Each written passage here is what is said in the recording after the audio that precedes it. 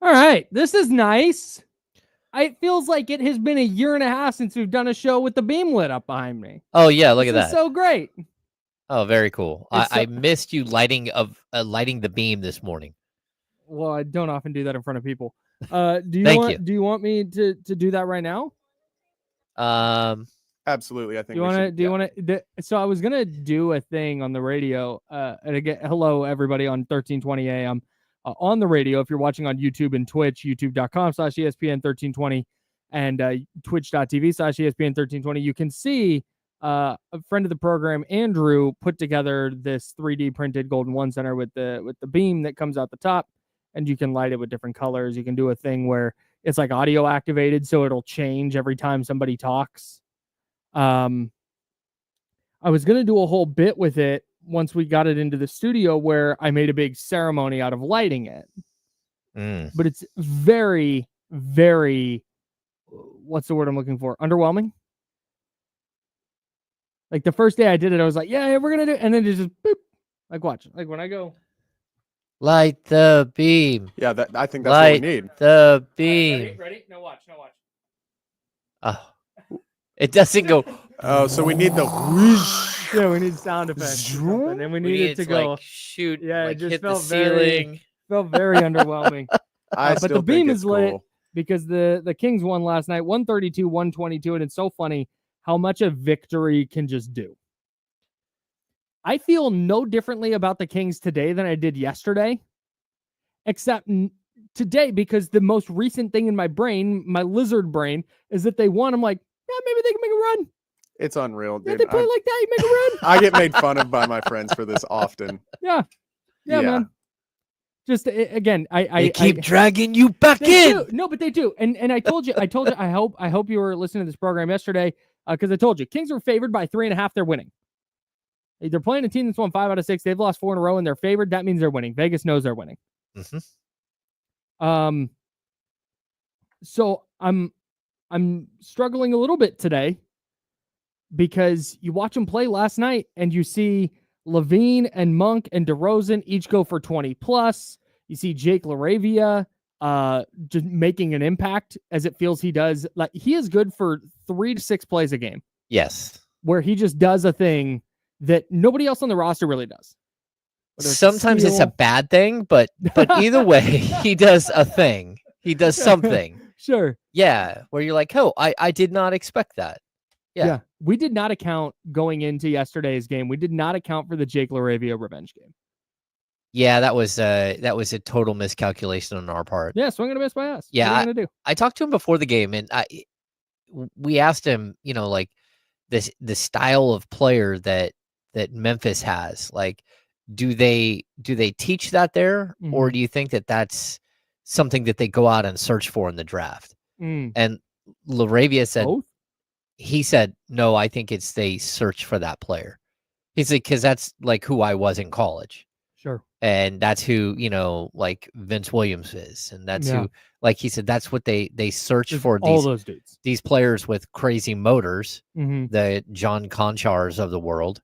And then they just put them in a situation where it's chaotic and frenetic, and they play to the strengths of those players. Yeah. I thought it was interesting. Yeah, and you saw it last night. And LaRavia, it wasn't just that what he finished the game with. It wasn't just that he finished the game with 12 points, couple boards and assists, a couple of steals. He eventually fouled out, trying to chase down Jalen Wells on a 3-point attempt, but he was one of the most impactful players in the first quarter run that ultimately defined the game. Oh, totally. It was 27-26 Kings with 2:21 left to go in the first quarter. And you're watching the game and you're going, man, it's going to be a dogfight. Like, this is going to be one of those games. Can they grind it out? Mm-hmm. And then they go on a 10-0 run to close the quarter. And instead of being up 1 or 2, they're up 11 at the end of the first. And then just kept the Grizzlies at arm's length throughout the game. It was close. They never really pulled away. But without Jake LaRavia, who was plus 10 in 4 minutes in the first quarter, without him sparking that run, I think that game goes a lot differently. Oh, I totally agree. And what I liked about what LaRavia did was, number one, he almost got Jaren Jackson Jr. fouled out. Mm-hmm. Like he played incredible defense on That was Jaren Jackson. just fantastic. He also shifted over and defended Desmond Bane for moments in the game too. Mm-hmm. Like his versatility as a defender is crazy. Mm-hmm. That guy can guard 2 through 4. Yeah. I don't know if he can guard ones, but 2 through 4, he can hang. Mm-hmm. And like adding that piece that he's long, he's athletic. Again, the motor you can't really quantify, but it's something that you see out on the court. Just his ability to just get in the way and be all over the place Yep. at one time. And so he had like the Euro step dunk, and he started down their bench. So sick. It Like was so fun. I've had plenty of conversations with him. Laravia is one of the few players that doesn't seem to know where the lounge is, so he can hide out and pregame from the media. And he also seems to like enjoy talking to people, and so he's been in there a lot. And his experience in Memphis wasn't very good. Like he left there and didn't look back. Like it wasn't. It's a weird situation too, because they kind of just gave him away. Yeah, that and they also like he wasn't a fan favorite, which is totally bizarre because the first minute he was on the court in Sacramento, he became a fan favorite. Oh. Like in the first minute he was on the court and changed his entire trajectory as a player in a city. And so I think for him, this has been a really overwhelming, like, I can't believe people love me here.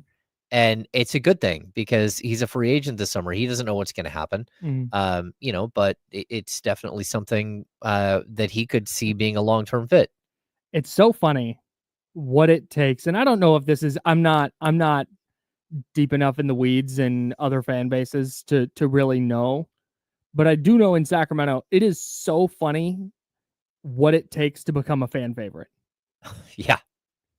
It's like you're either really good and productive, Domantas Sabonis, or you just try your ass off, and maybe you average 6 points and a board and a half and half an assist.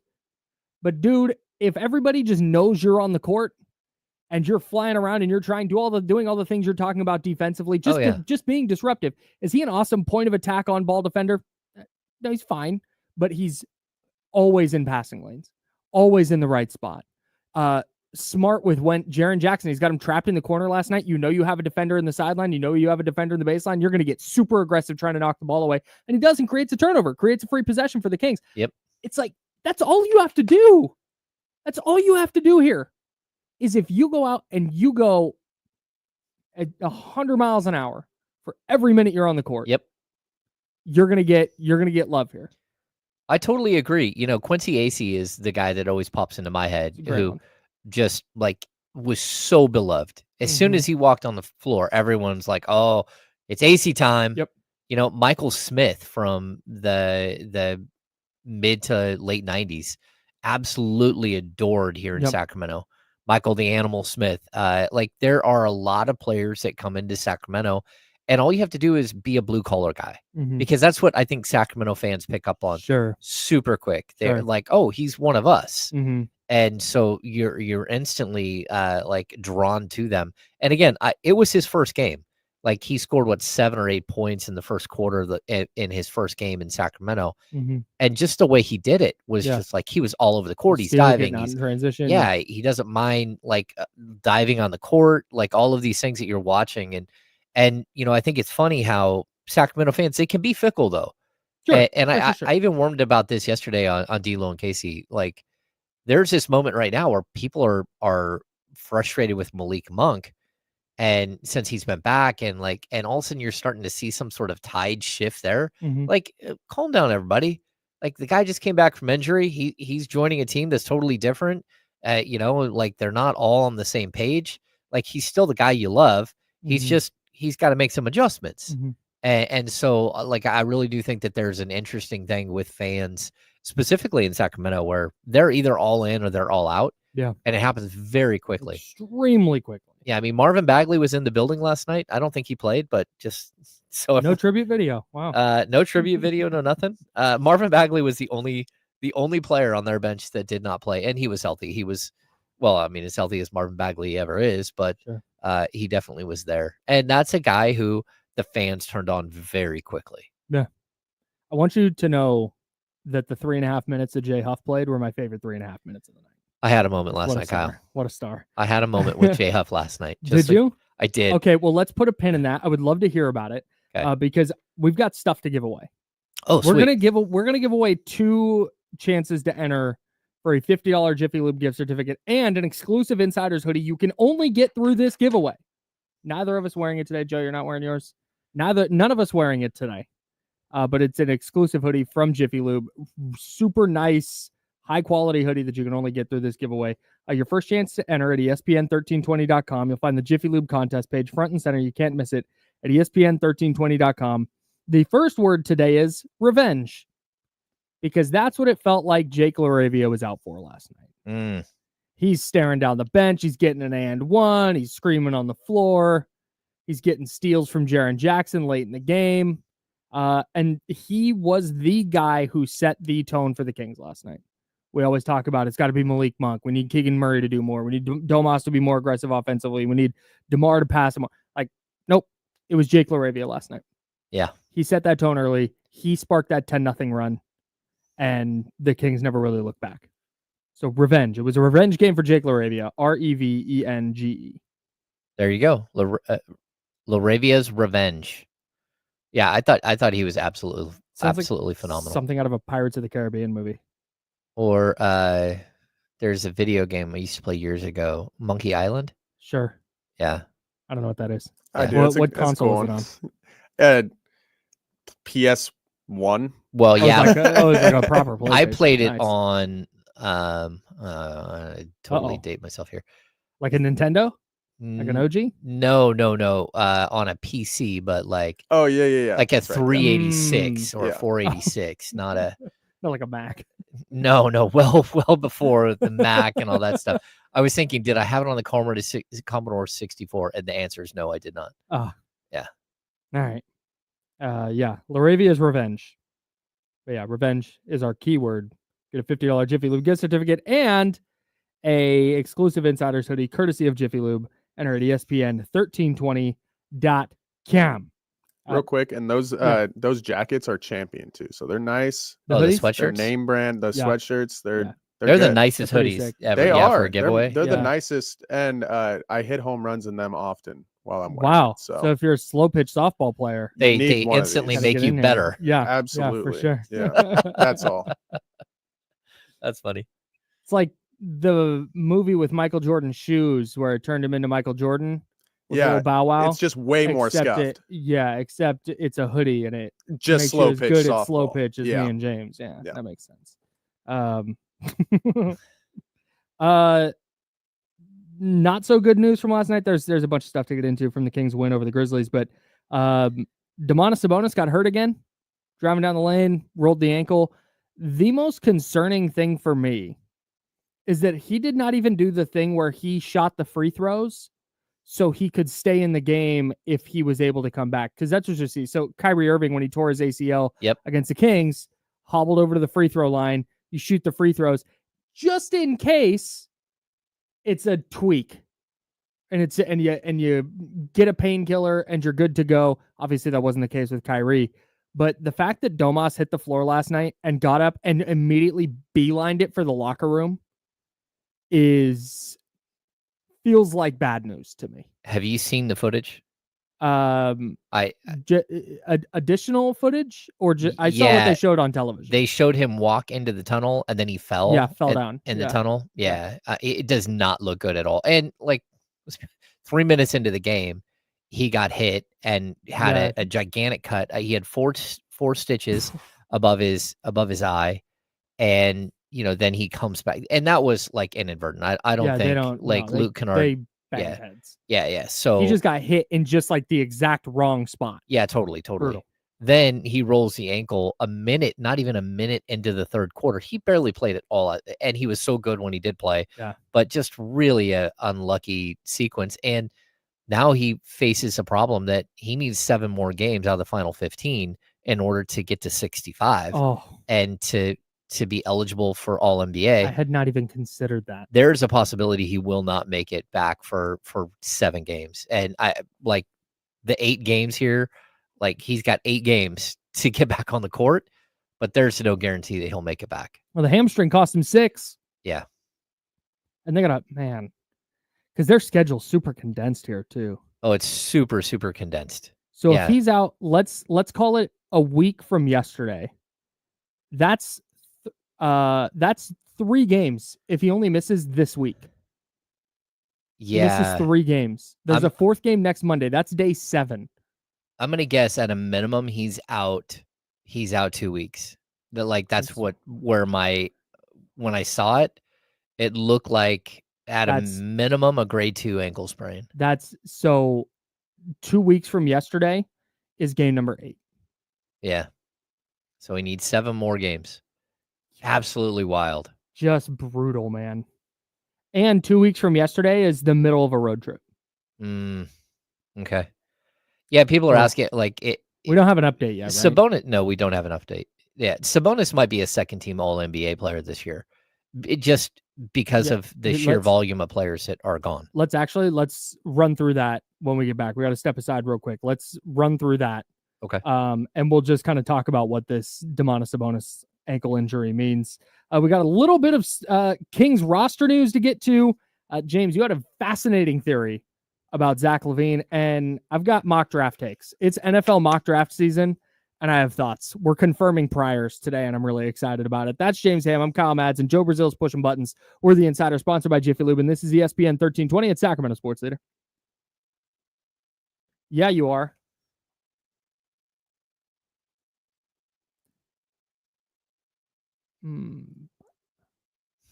Oh, buddy, we're getting to it.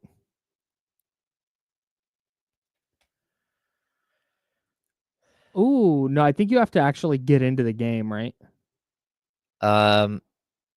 Also, if he dresses and he's healthy, he'll be active. Yeah. Right, he would be active, and then if he's not playing, there'd probably incur penalties for that. What do you mean? If he's unable to play, because he can't.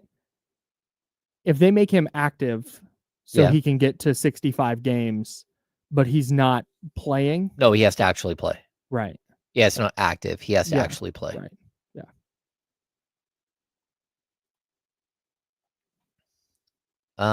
I don't think he has to play 20 minutes. You have to average, I think, 20. Yeah, you have to average 20 minutes. Because that's where DiVincenzo got hosed last year, right? It was because he had played enough games. Yeah, what was his deal last year? Why didn't I can't remember. Did he not did he not? It was something about 20 minutes with Dante DiVincenzo. Yeah, or 24 minutes. Yeah, it was something weird. Ineligible due to a caveat in the league's rules.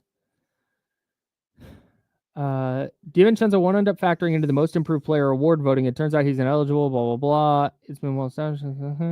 However, for a game to count toward that total, players have to log at least 20 minutes of playing time.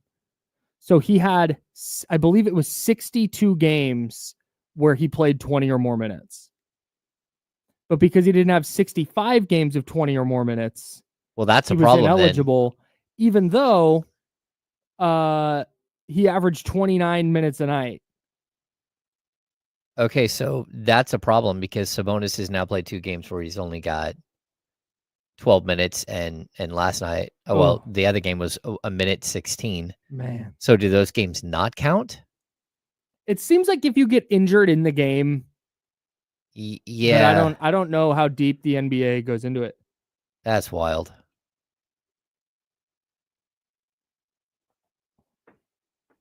I'm trying to. Yeah, we can get into there are so many players that are ineligible this season. It's wild. I want to write something down. Yeah.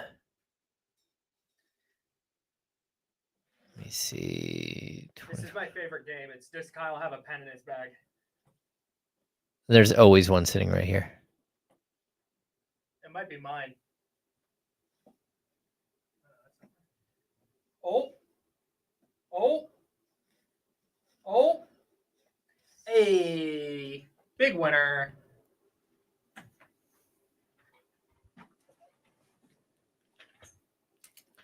All right, let's go. Team season summary. No players. I think Durant is eligible. He's played 56 games, so he needs 9 more. Yeah, I'm just gonna go to. I don't think there's any way that Tyrese Maxey is an All NBA player this year. Maybe, but they're so bad, and he's only played 52 games.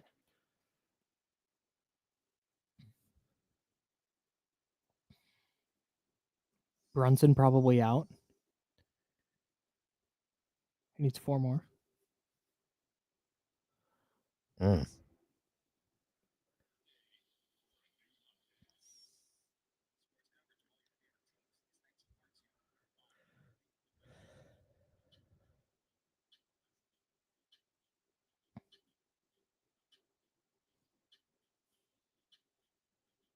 Now, back to the Insiders with James Ham and Kyle Madsen, brought to you by Jiffy Lube on ESPN 1320. All NBA teams are going to be weird this year. It is gonna be weird. We might get some all-time strange names. So like Anthony Edwards is already in. He's at 67 games. Yeah, Cat's in. Cat will be in for sure.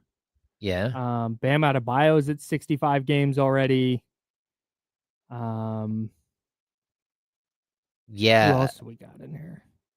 Well, I mean, Jokic is already in. Shea's already in. Giannis is. Yeah, there's a bunch of James Harden is already at 65. Yeah, but James Harden's not an All NBA player. His He stats might are, be this year. Sure, his stats aren't very good. And Giannis is at 55 games. He needs 10 more games to be eligible. And they've probably got 16 games left, 15 games left. Yeah. Yeah. Tatum and Booker are going to get there. Just talking about games played. Yeah. LeBron is going to be interesting, whether LeBron makes it or not. He's at 58 games. I don't know if he's going to make it back to play 7 more games. But Jalen Brunson, same thing. He's 4 games short right now. You think he's going to be out that long? I don't know. Oh, got it. Huh. But he had a pretty bad ankle, so. Yeah, I mean, like Devin Booker might be in, but then again, they're not going to make the playoffs, and they're certainly not going to have 2 All NBA guys when they don't make the playoffs. Yeah, I'd imagine. Yeah, that would but be again, but this is the whole point: is there are so many players. Joel Embiid not going to be there. Kyrie Irving not going to be there. Steph Curry currently at 59 games. He'll probably get to 65. But you mentioned LeBron; he's at 58 games right now. He's a huge question mark. Yeah. Luka's out. Luka is out. not going to get there. Giannis might not get there. Kyrie's out. Kawhi Leonard's out. Paul George is out. Oof. Like there's a lot of players that are just not eligible. Like did you mention Tyrese Maxey already? Maxey's close in games He's played. 52 games right now. Oh, that's going to be so he'd have to play almost every game. And on top of that, they're horrible. I don't know if he's in or not.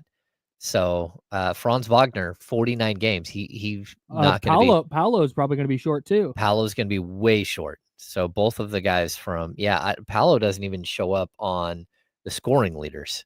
That means that he's below the amount of games. But even a guy, even when you start talking about guys who might sneak in, Wemby's another one who won't be in. Nope.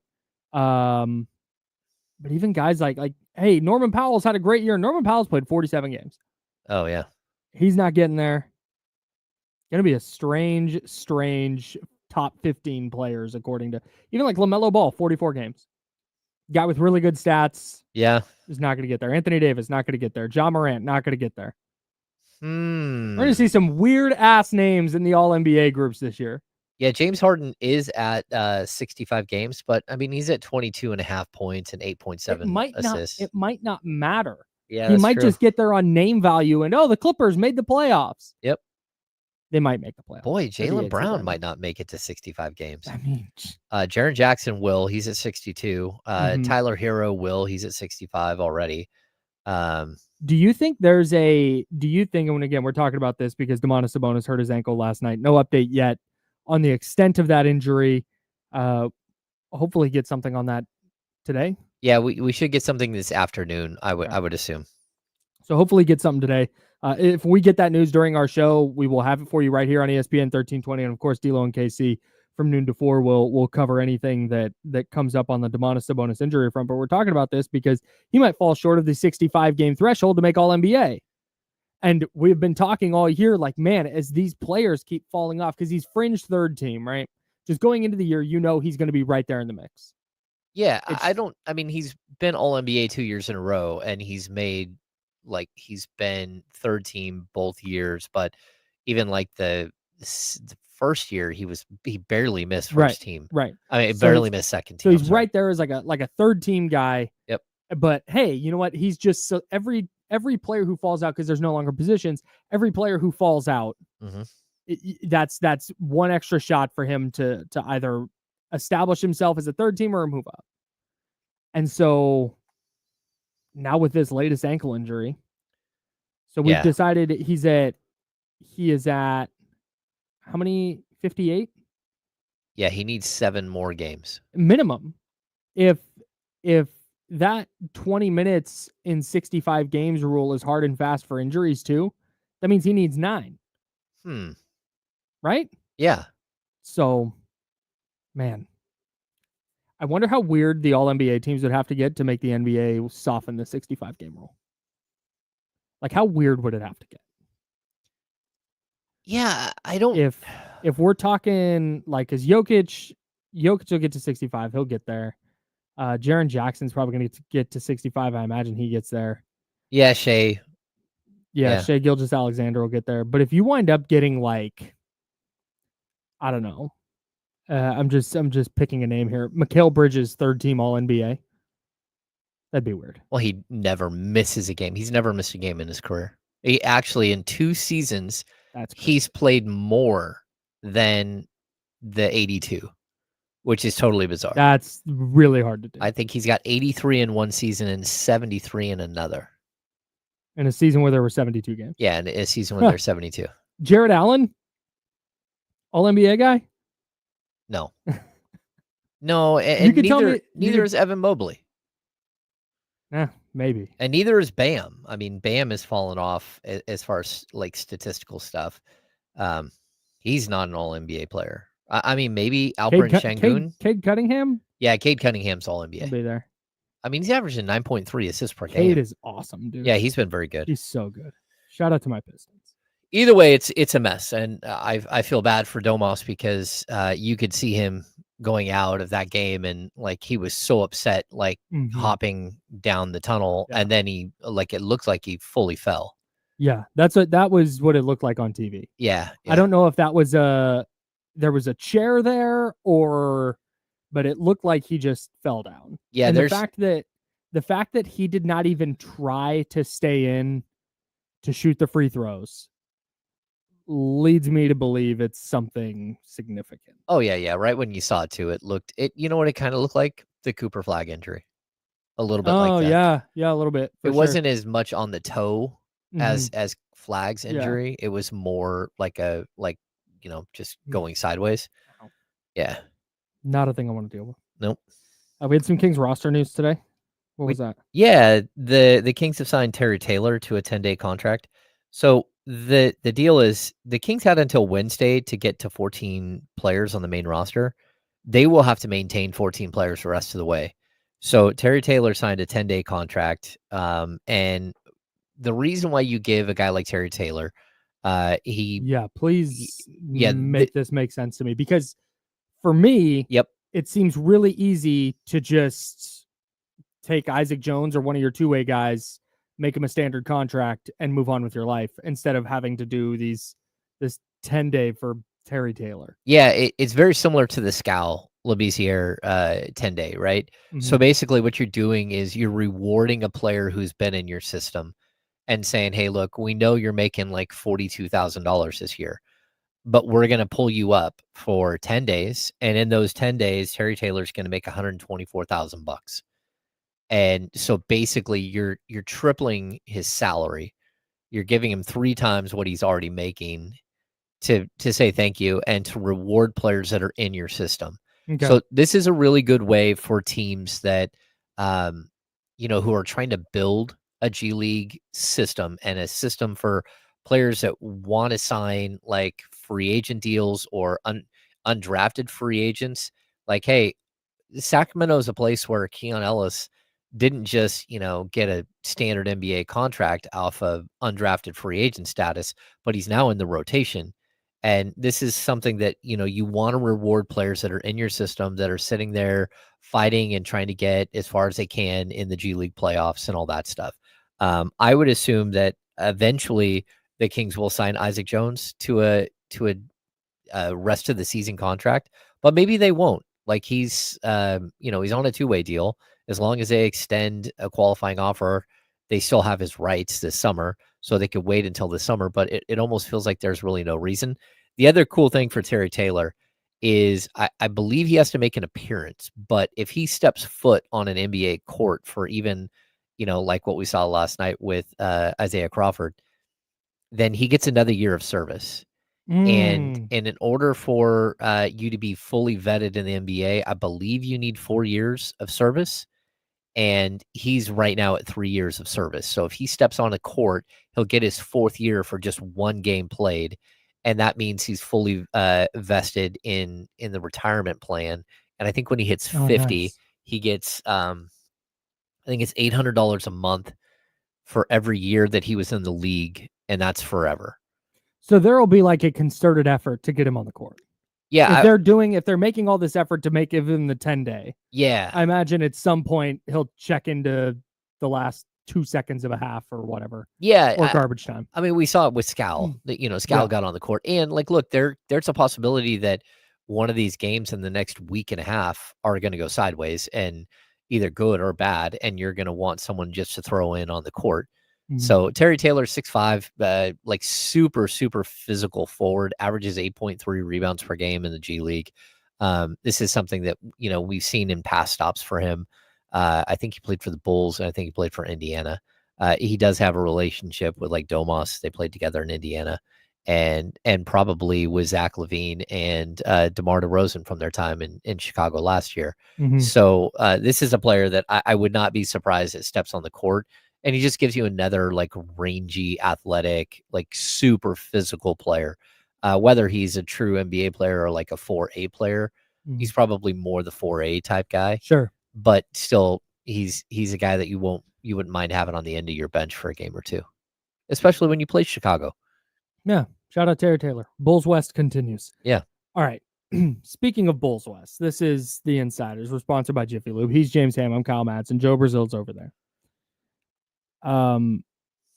You had a theory about Zach LaVine and his lack of aggressiveness on offense. And even last night, 23 points, super efficient night, shot it 11 times. Yeah. It looked different because I think he made 5 threes. So it looked a little different, but I was envisioning Zach LaVine getting here and shooting it between 18 and 25 times a night. Yeah. I think that's what everyone thought. Yeah. And what's he now at 40 across his 40 total shots in his last 4 games? Something like that. Ooh. Yeah. He had 16 the first 2, 13, 11. Yeah. 40. Whew. That's not enough. No, that's not enough. Yeah. I don't know. Like I was taken aback when we talked to him the other day and he acted so strange when I asked him about like not shooting very much. That was so odd. He went 5 of 10 and, like, you're like, what's going on there? It's like, well, what do you mean? I shot 50% from the field. I'm wondering if he's just not caught up in the 50, 40, 90 thing. And, like in order for him to get to 90% on the season from the free throw line is impossible at this point. Right. Yeah. But as a King, he's averaging 52.7% from the field. He's averaging 44.1% from 3. And he's averaging 89.4% from the free throw line. And I don't know if he like got that number locked in his head, like, oh, a 50, 40, 90 guy, that's gonna be, I'll be one of the most efficient scorers in the league. And to be honest with you, for the volume of scoring that he does, and for a guard, he's probably the most efficient guard in the NBA. He is. It is super impressive what he does at the volume that he does it. Yeah. But I just wonder if it's not like he's just locked in on those numbers and like, oh, no. I've got to get those numbers. I remember a few years ago, I think I told you this, like We got to the last game of the season, and Buddy Hield had an incentive built into his contract that if he played 72 games, yes, this is great, and he hit 85% from the free throw line, he got like I think it was a $500,000 or $1 million bonus. Yeah, got a lot of cash. So like the 4 games before, Buddy Hield got to 85%. 4 games, he didn't take a free throw. Like, didn't take a free throw at all. And then in the final game, he got fouled shooting a 3. And you could see him like shaking in his boots at the free throw line. He bricks the first one, drops below 85%, hits the other 2, but it's not enough. Like, and so he drops to like 84.6.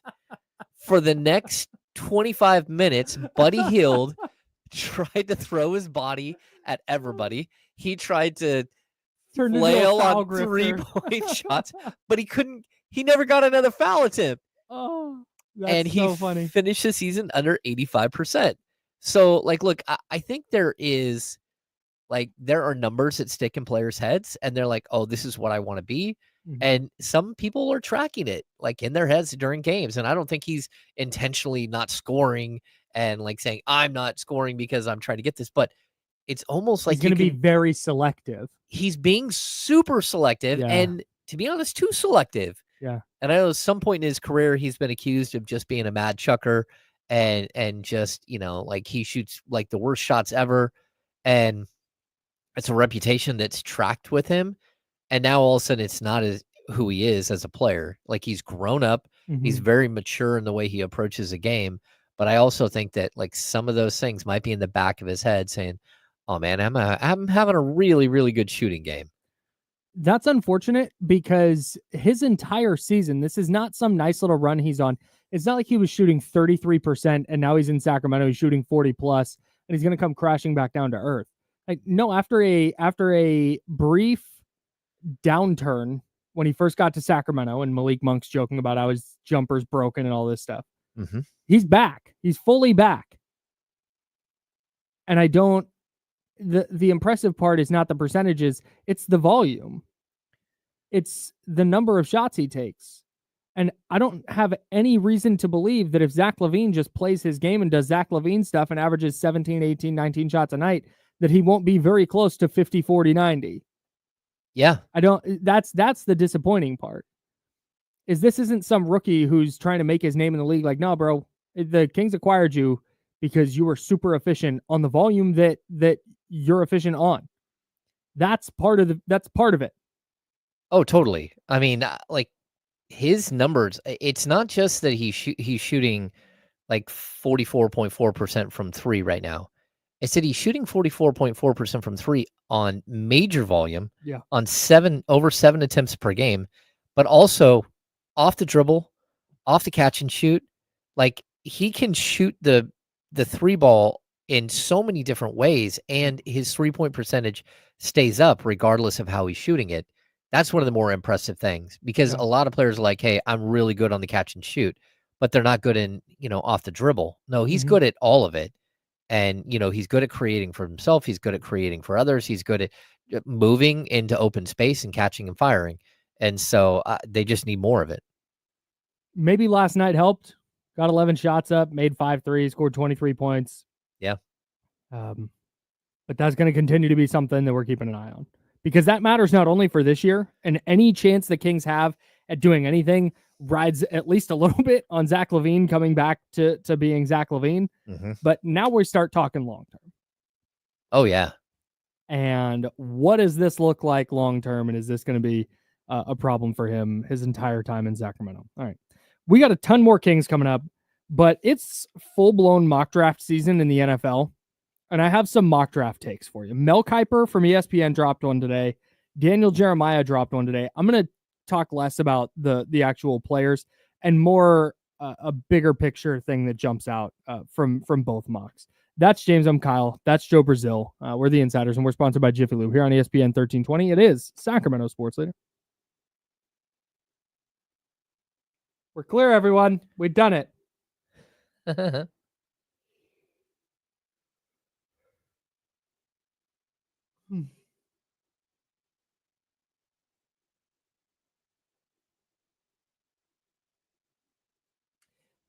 we were talking about this a little bit before the show, but that Yankees Dodgers World Series documentary looks unreal. Yeah. Oh, I can't wait. I'll be right back. Cannot wait to tap in.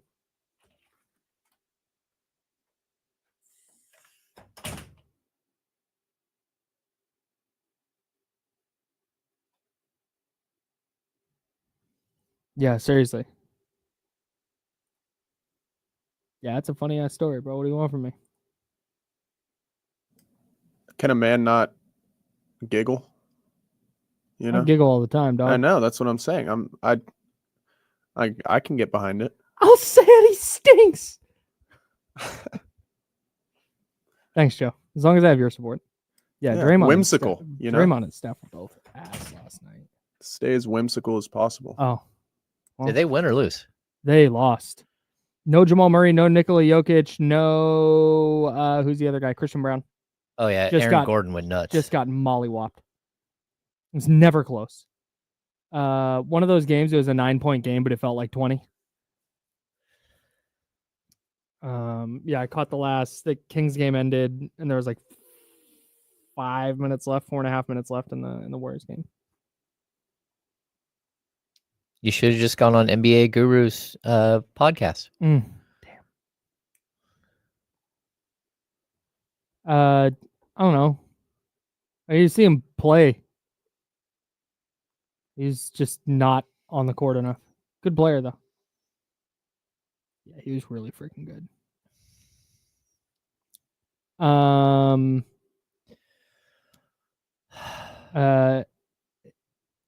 What's the word I'm looking for? Uneasy Yeah. about White Lotus going forward. Uncomfortable. It's going down a couple of tracks that are just like Too far. Yeah. But great show. I look forward to Sundays. So I should watch it though, right? Yes. Yeah. Okay. Yeah. All right. Okay. And It's if you just haven't gonna be watched uncomfortable. if you haven't watched the first 2 seasons, you should watch those as well. Oh yeah. Yeah. I'd start on episode 1. Oh yeah, they're spectacular. Okay. I'll give it. Yeah, I'll give it a. But you have to understand, it's very different and it's awkward. And it's Yeah. a very slow burn. That's Yeah. fine. I mean, honestly, sometimes I enjoy that. Like, I enjoyed how slow Yes. Severance was at first. Like, I'm not enjoying how slow it is. Severance. Yeah. Yeah. Yeah, this is what I'm saying. I'm a little bit uneasy going forward. I'm giving this season. If you guys don't watch Righteous Gemstones, though, I've heard That's the about that one. one. Yeah. it doesn't get counted as prestige TV because it's Danny McBride and it's a silly show. Oh, come on. But that is prestige TV. At its I love finest. Danny McBride. It is such good. I such think- good comedy. Eastbound and Down is like, that's up there, man. That's one of my He's favorites. funny. I love that show. Bro, we were talking about this today. I didn't want to talk about it on the show. Devastating television. Yes. Just absolutely gut wrenching television that Yeah. goes a completely, what James and I were talking about this, goes a completely different direction than where you think it's going in the most like devastating way possible. Oh my God. Yeah, harsh. That the guy who plays the dad is in a show I recently started watching called 1,000 Blows, which is a story about late 19th century England, London. Yeah. Late 18th century London. It's about this female gang called the 40 Elephants, and this Jamaican immigrant and his buddy go over there and they start boxing in the like underground bare knuckle boxing circuit. Mm-hmm.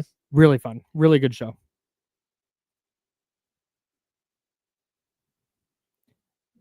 Yeah, I'll do it. I'll make it obvious. No. I'll do it in the segment. Yeah, really good. Really good.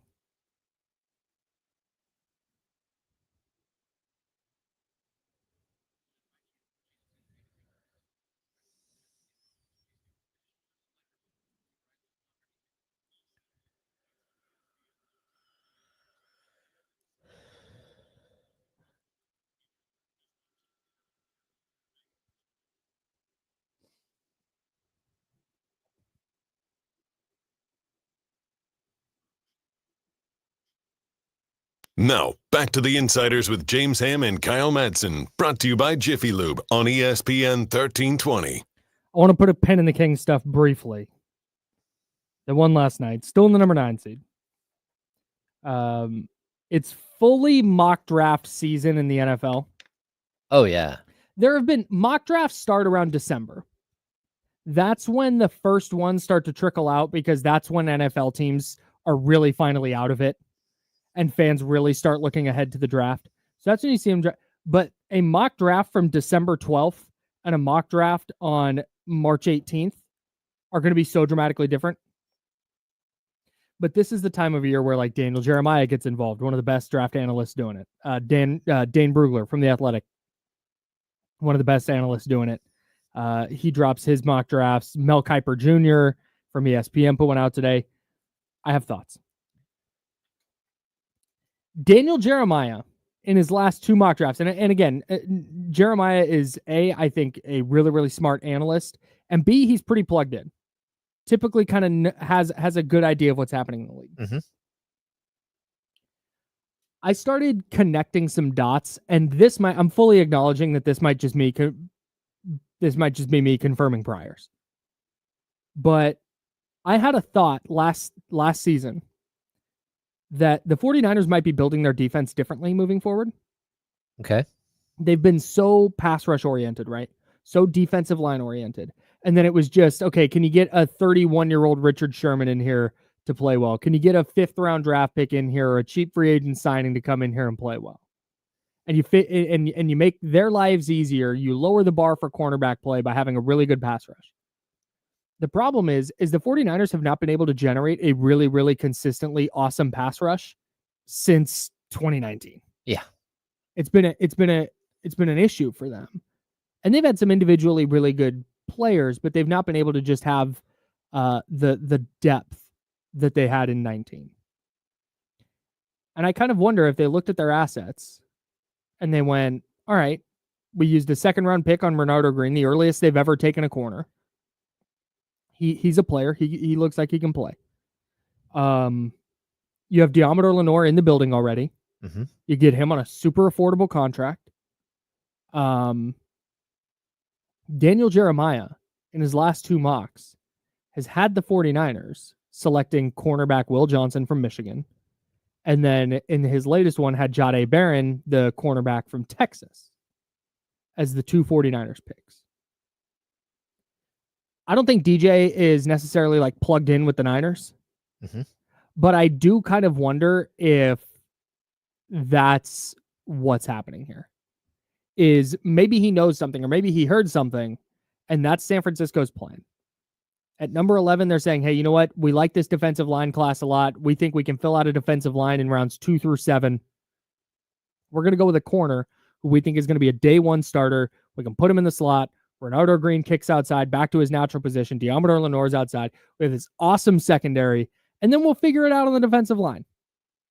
It'd be a pretty dramatic shift, but I kind of wonder if that's what's happening. It's interesting because defensive backs are so expensive. You know, I think that's one of the reasons why you don't spend a lot of money and you don't draft high. You know, if you're drafting a 2nd, 3rd round defensive back, that's not going to cost you what it's going to cost for like the number 11 pick. But then that 2nd contract, defensive backs make almost like wide receiver money. It's a little less, but not that much less, where defensive line or, you know, like other positions, linebacker, they don't make nearly as much money. So it's easier to build with those players.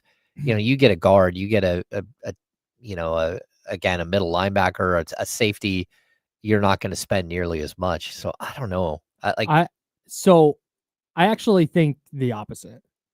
Here are the top paid defensive ends in the sport right now. Myles Garrett is making $40 million annually. Max Crosby, 35.5. Nick Bosa at 34. Josh Hines-Allen from the Jags. Really smart by Jags outside linebacker Josh Allen to change his name to Josh Hines-Allen. Oh, okay. That's very smart.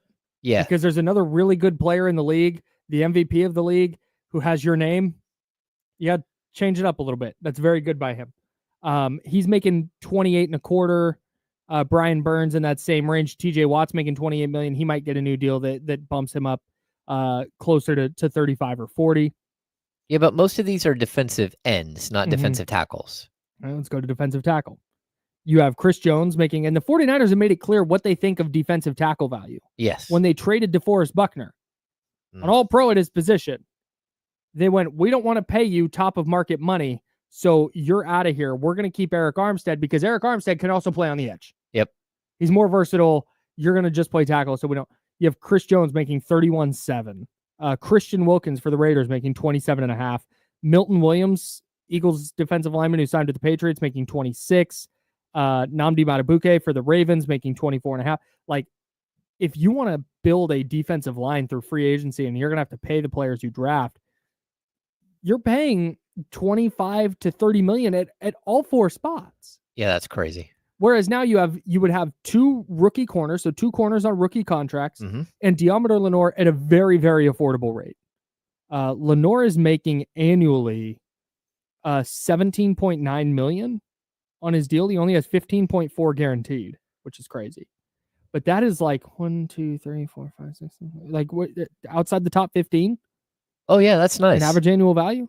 Well, I mean, I get what you're saying. It's very possible that if you are going to pay, again, a rookie scale, just the first 3 to 4 years, you're paying a bargain basement price for a cornerback. That makes sense. But then they go up in rate like crazy. So, but I think every position does at this point. I mean, the NFL salary cap is what? $279.2 million doll hairs. Yeah, that's a lot. So much. Yeah. San Francisco's up to $86 million in dead money, by the way. Oof. 31% of the salary cap just being eaten by players who aren't on the team anymore. I wonder what next year looks like. A lot easier than that. Yeah. Their only two dead money hits right now are Malik Collins and Javon Hargrave. That was the post June 1 designation they got. So that's what that is. Instead of, if you cut a player before June 1st, all of the dead money left on their deal, you pay it out. Got it. This year. If you designate him a post June 1 cut, that dead cap hit gets spread over 2 years. So Javon Hargrave had $24 million, 7 this year, 17 next year. And then it's done. Okay. So those are their only two dead cap hits right now. So that's why they're doing it this way this year, but that's a whole other thing. I have the name from Mel Kiper's mock draft that Niner fans need to start being obsessed with. Okay. And that's Armand Membu, offensive lineman from Missouri. If you know any offensive lineman in this class, know that name. That's a good-ass NFL player. Okay. I think he's going to be a good-ass NFL player. And he's projected in Daniel Jeremiah's draft at number 20. Yes. So do you think that there's all over the place? Do you think there's a possibility they'll move down to select him? No. Or I don't know that he'll make it to 11. Oh, I think I'm looking at the wrong. I think he is a just really excellent player. Okay. Who doesn't have a lot of the question marks that some of the other offensive linemen in this class have, not the injury question marks, not the really the size question marks, the athleticism stuff. He's just going to be a really good player. And I think that's the exact piece. I don't think San Francisco is going to prioritize their offensive line. Got it. I actually was looking at the wrong dude. They have him at number 7. Daniel Jeremiah. Yeah. He might just go that early. But that's why if he falls to 11, I think that's the offensive lineman the 49ers would take. If you think that you want San Francisco to call an offensive lineman's name in the first round, that's a guy you should be hoping for. Because that's a player he's a career right tackle at Mizzou. Played a little left tackle, but he was primarily a starter on the right side. He can upgrade at right tackle. You take Colton McKivitz, your super mid right tackle from this year. You make him your swing tackle. He replaces Jalen Moore, who left for the Chiefs. Yep. So now you've added some depth because Colton McKivitz in a swing tackle spot, you feel good. Like, that's a quality swing. Starting right tackle, it's like, you can upgrade. So I think he'd be an upgrade there. And then I think he's a skilled enough player that he can flip to the left side once Trent Williams hangs up his pads, which is a key if you're drafting an offensive lineman in the first round. Well, it's super key right now. I mean, you're still going to need to find a guard in like the second, third round to replace. I disagree. You think so? Yeah. But go on. Finish your thought. Well, who's going to be their left tackle at this point? Buddy, get ready to learn Ben Barch. Okay. I think, but I think that maybe they do. Maybe they do find somebody in the second or third round that they're like, you know what, this guy rocks. Yeah. We think this guy might be able to play left tackle even someday. Then definitely it's on the board. But I think they're paying. Ben Barch is making like $1.1 million. Oh yeah. I think they're hoping that that's their left guard. That's crazy. He was the backup last year. Played well when he came in. Yeah.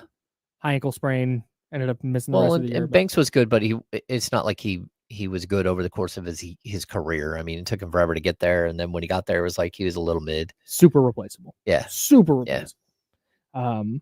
But if they use the third round pick and they find a player on the left side who's as good as Dominic Mooney was on the right side, that's a big thumbs up. Yep.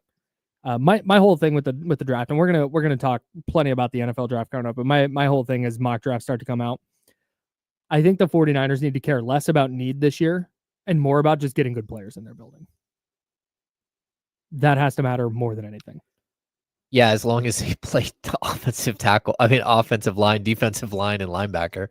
Yeah, it's not like you can get those guys at some point, but I think if, for example, like Ty Warren, the tight end from Penn State, if Ty Warren falls to you and he is the undisputed number one player on your board, just take him. Yeah.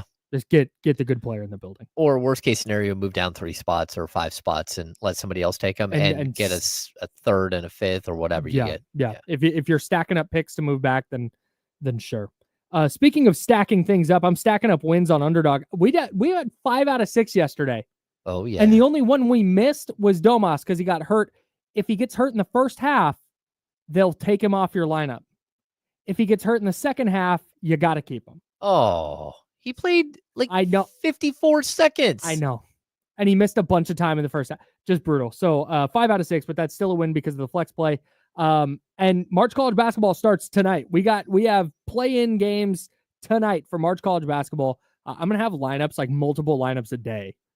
Because my bracket's going to be busted super early. That's just facts. So I hope you'll play along with me at Underdog.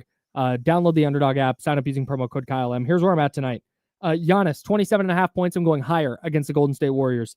Kyle Kuzma, same game, 20.5 points, rebounds, assists. I'm going higher.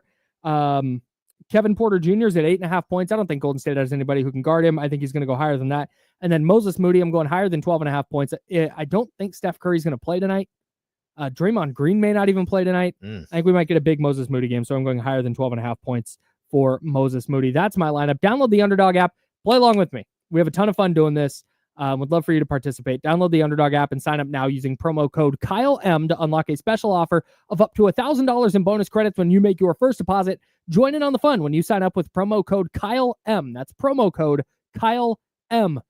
Claim your special offer today and get up to $1,000 in bonus credits instantly upon first deposit. Must be 18 plus and present in a state where Underdog Fantasy operates. Void where prohibited. Terms apply. Concerned with your play? Call 1-800-GAMBLER or visit www.ncpgambling.org. In Arizona, call 1-800-NEXT-STEP or text NEXT-STEP to 53342. In New York, call the 24/7 Hope line at 1-877-8-HOPE-NY or text HOPE-NY. All right, we'll be back with more Kings, more NBA. Good night for the Kings to get a win last night. We'll tell you why next on ESPN 1320 Sacramento Sports. Thanks, Joe. Did you get the bubble? All right. I hit it too. Just in case. Boop. Stacking picks, baby. Bruh. So bad.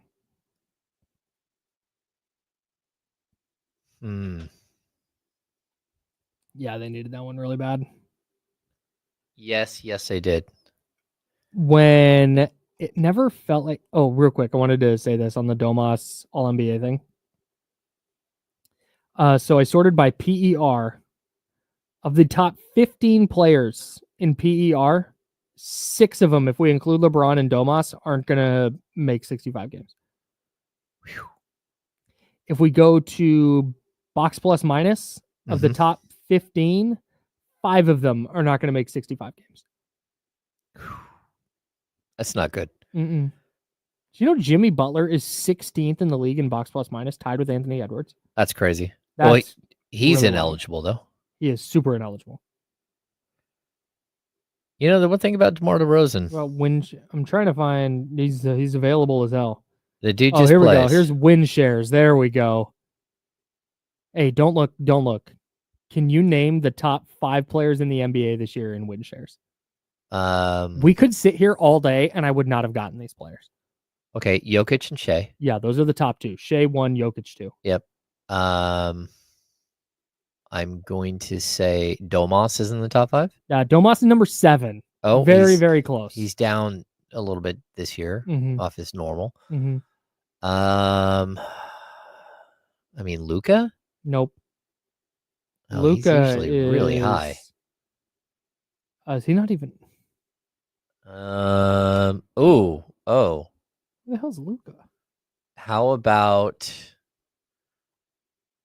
It's got to be someone on the Cavs, but it's probably not Donovan. It's probably,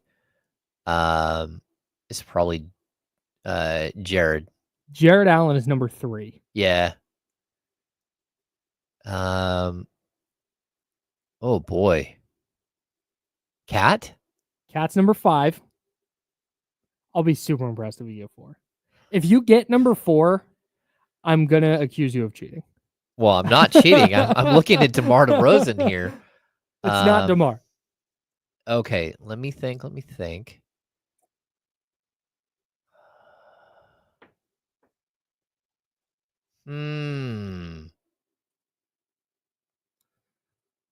Not Brunson, not LeBron. It's not Anthony Davis? It's not.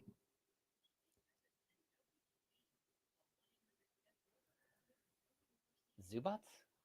Huh? Zubats?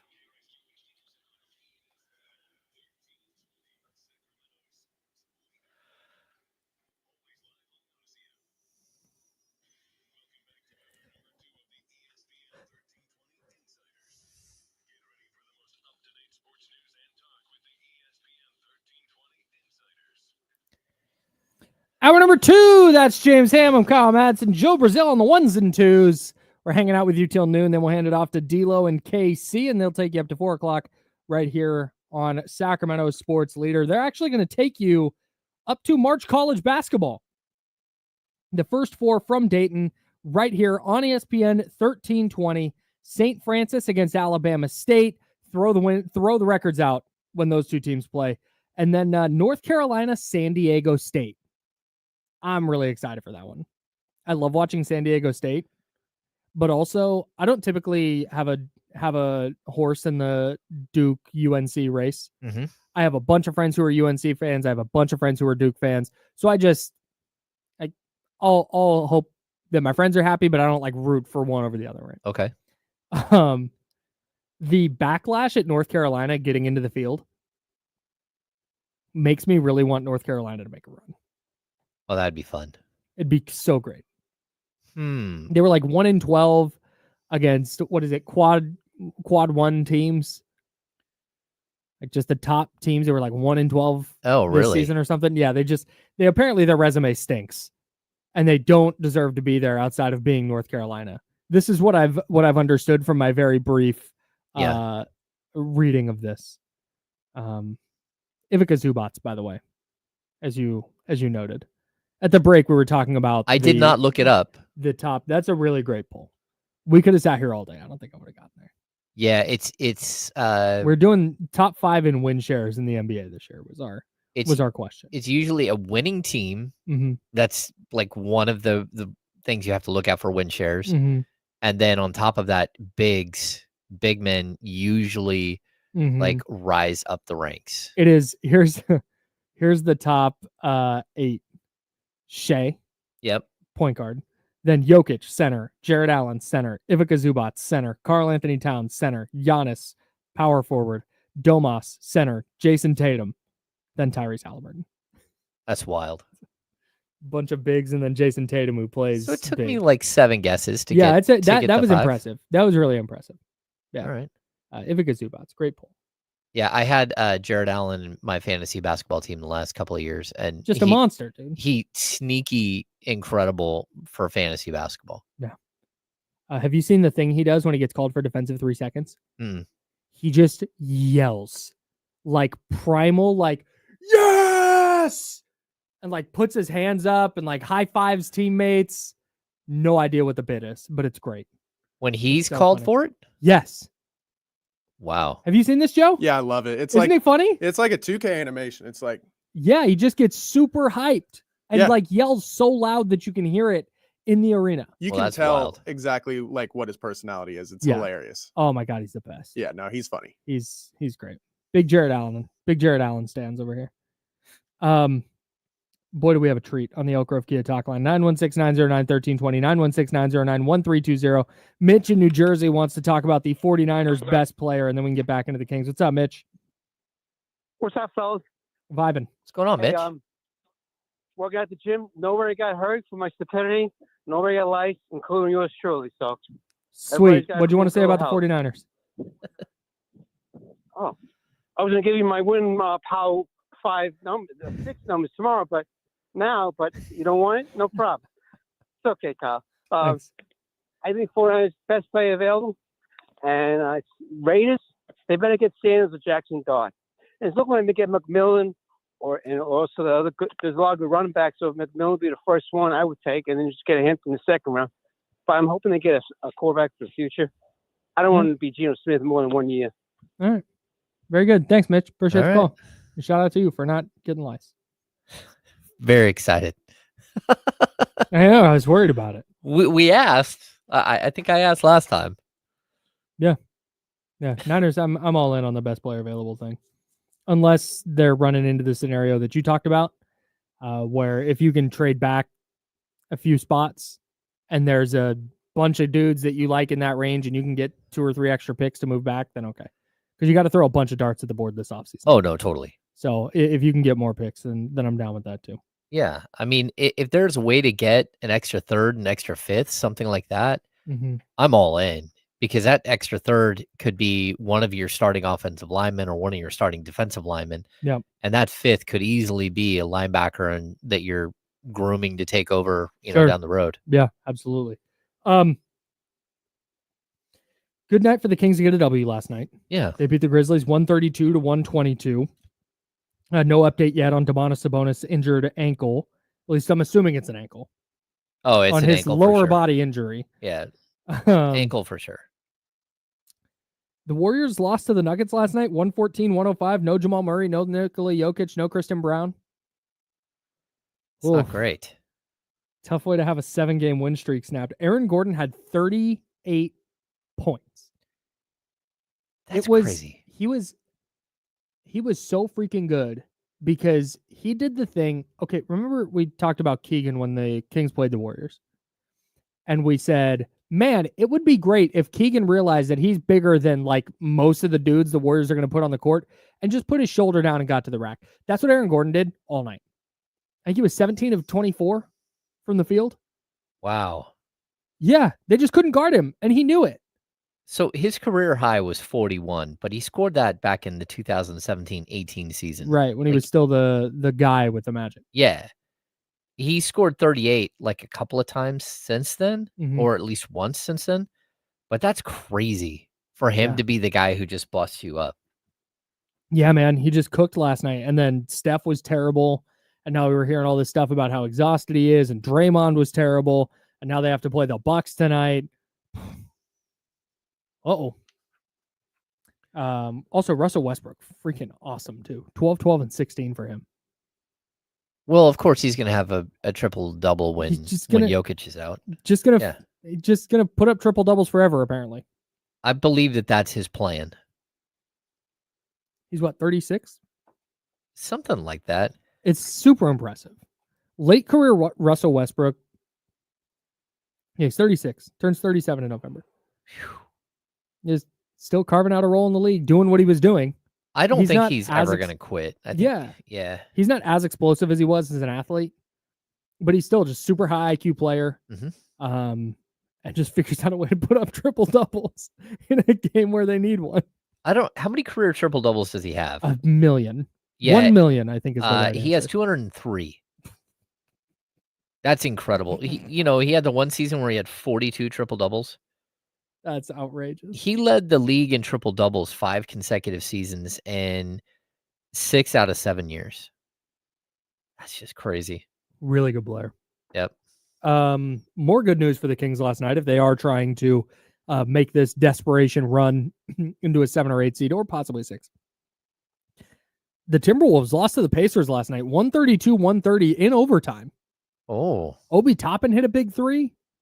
Rudy Gobert got ejected so I said the Mason Plumlee flagrant 2 on Domas was one of the most flagrant 2s I've ever seen. yeah, just weird.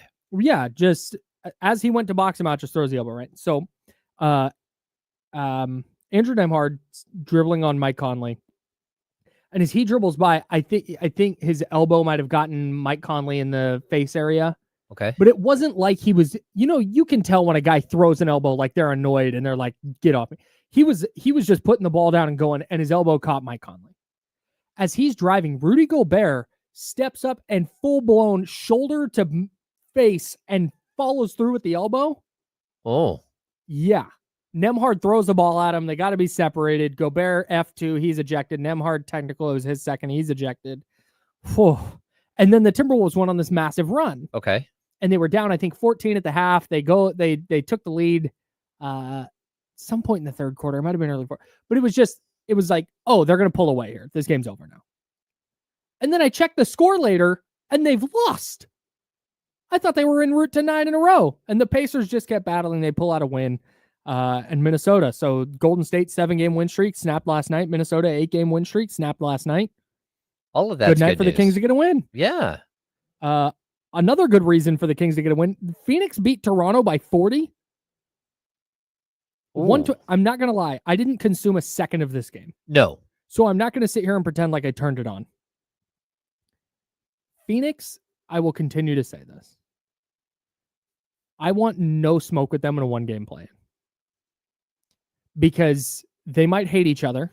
Yeah. They may be destined to be blown up this offseason, but they still have Kevin Durant, and they still have Devin Booker, and they still have Brad Beal, and Royce O'Neal, and Tyus Jones, and Mason Plumlee, and Nick Richards, and like, holy crap. Grayson Allen. If that team comes into Golden One Center in the 9-10 matchup and goes, hey, let's just rally here and see what kind of run we can do. We know this is done, but let's just kind of let's see what happens.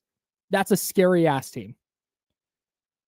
Yeah, that's wild. Because they're just capable of that. And Toronto's tanking. Toronto's toast, but yeah, I agree. Phoenix is the team that Still. you're looking at. You'd much rather play Dallas. I'd just much rather not have to play either one of the. Try to get into this 7-8. Of course, yeah. But you're probably going to have to play Phoenix, and you got one more shot at Phoenix right now, like at the end of the season here, and that could be a really, really big game. That could be huge. That game might literally be the difference between you host Phoenix in the play-in game or you host Dallas in the play-in game. Yeah, it's even possible that you get to that last game of the season, and let's say the Kings are a game below Phoenix in the standings. Oof. But if they win that game, they would tie and have the tiebreaker, and they would host versus, the other way around.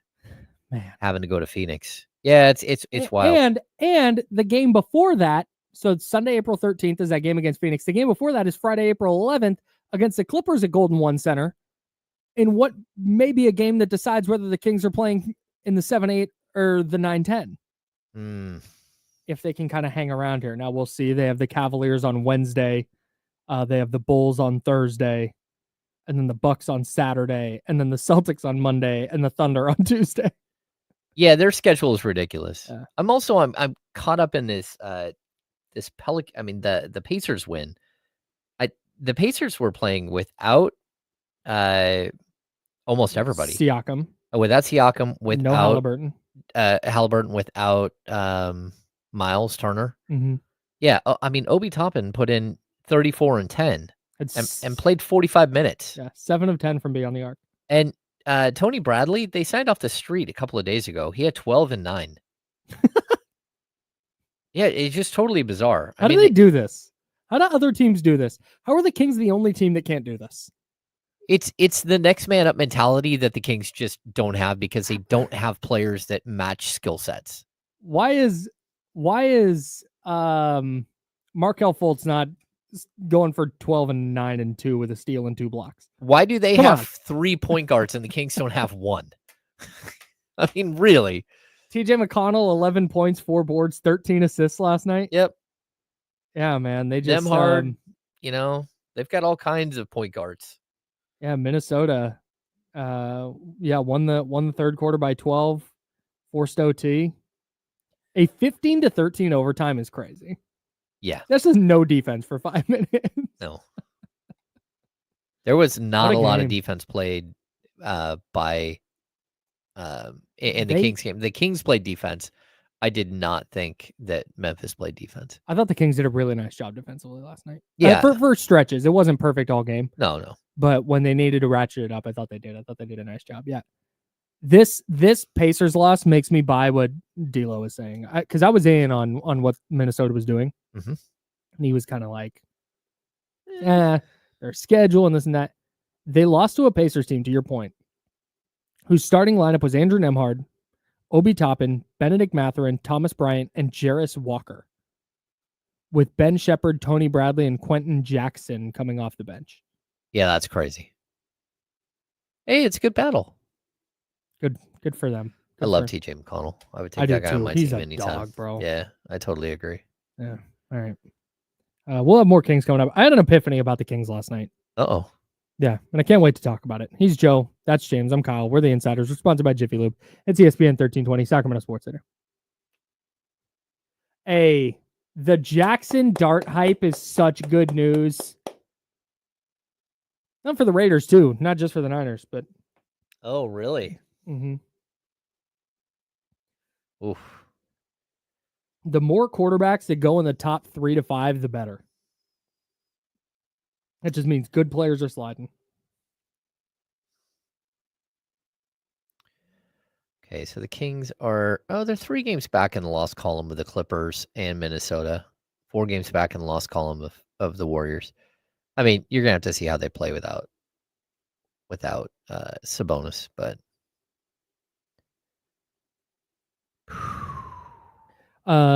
Iowa Kings fan TJ. Iowa Kings fan TJ, if you're listening, jump in the chatty house and answer this question for me because I'm fascinated. Are you a person from Iowa who just happened to be a Kings fan? Or did you follow Harrison Barnes to the Kings? Did you follow Keegan to the Kings? I would love to know how you are in Iowa and a Kings fan. See, Brian, I think we'd have to call it a Kyle Piffany. A Ken Piffany works perfect. Yeah, it doesn't have to have a name. I'm not going to have an epiphany often enough to have a name. Yeah. I just had a thought. A player played in at least 65 regular season games. The player played in at least 62 regular season games, suffered a season-ending injury, and played in at least 85% of the regular season games played by his team prior to the player suffering said injury. My God. That means barring a season-ending injury late in the year, players are allowed to miss a maximum of 17 out of 82 games. The player, however, must log at least 20 minutes of action in a game for it to be counted toward their games played total. Players are allowed up to 2 instances where they play between 15 and 20 minutes and for the game to still count. Oh, so he needs to play 10 more games. No, 9. 9. Oh, kidding me? That's brutal. Because he hasn't gotten to 62 games yet. Oof. Yeah, I don't think that's going to happen. So, for example, if a player exits a game due to injury after logging 12 minutes and doesn't return, that game does not count toward the player's total. Oof. Wow. So the 12 minutes he played does not count. Yeah. High Times KG, you're in Omaha, Nebraska. How'd you become a Kings fan? And so help me God, if you say you're from Sacramento and moved to Omaha, I'm going to be so mad.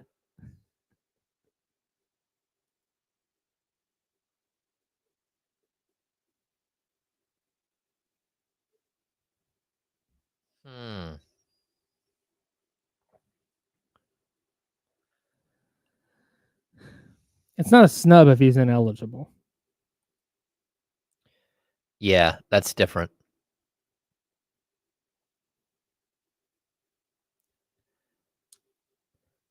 I don't know if I like Will Campbell or not. Honestly, I didn't think I haven't done a lot of diving into Will Campbell. Pause. Because I didn't think he was going to get as far as 11, but now I'm going to have to. Yeah, because he's sitting at 10 in the Jeremiah draft. Yeah, early on, he wouldn't fall out of the top 5 unless somebody did something weird with their mock. And now it seems like it might be a real thing. You might be disappointed, Aldrin.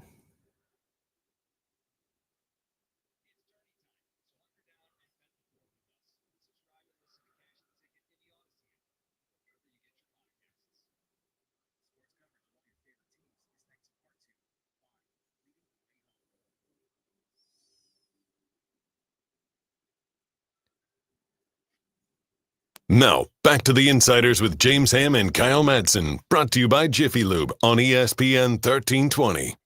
I have a question before I get to my epiphany about the Kings.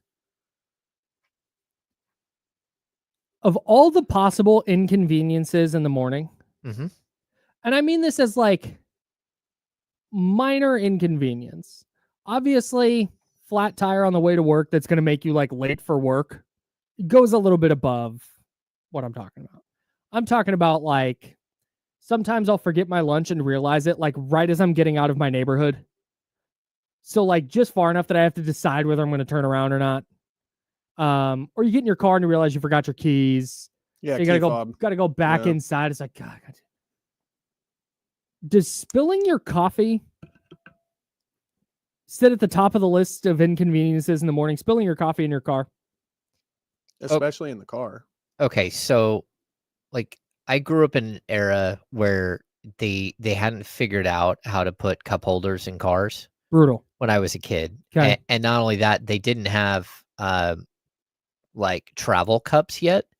So I remember like Quick Stop was one of the first to have like the thermos travel cups, like the orange travel cup. Okay. Right. But there was, even at that point, there wasn't a cup holder, not just a cup holder big enough to fit that cup. Right. But like there wasn't a cup holder. There was no cup in your holder, car. period. Okay. So I grew up in an era where my dad would, every time we went anywhere, would grab a cup of coffee and a regular coffee cup, put it between his legs. My dad, like, he might be listening. I will just say this right now. My dad is one of the all-time worst drivers ever. Oh, no. He drives an automatic with 2 feet. He always has. Like, you're riding with him and you're getting whiplash like driving like 15 feet. I'm sorry, Mr. James' dad. I didn't want this to be an airing out of you, but go ahead. My dad, the first stop we would get to every single time would jam the brakes while still having his foot on the gas, splash the coffee all over his crotch, and burn himself every single time we went anywhere as a family. Brutal. So, like, get the reusable mug. There was no reusable mug at that point. Oh, not at that point. This is pre, and it's pre, like. And this isn't like, you're not grabbing an iced coffee at this point in time. It's just that was just a hot black coffee. I don't even think they had invented the idea of iced coffee yet. Yeah, so everywhere we went, my dad would have coffee all over his pants. That's funny. Sorry, Dad. It's a top 5 most inconvenient thing. Maybe top 3, maybe top 1. Oh yeah. Here's the dumb thing that happened to me this morning. And then we'll get to my King's Epiphany.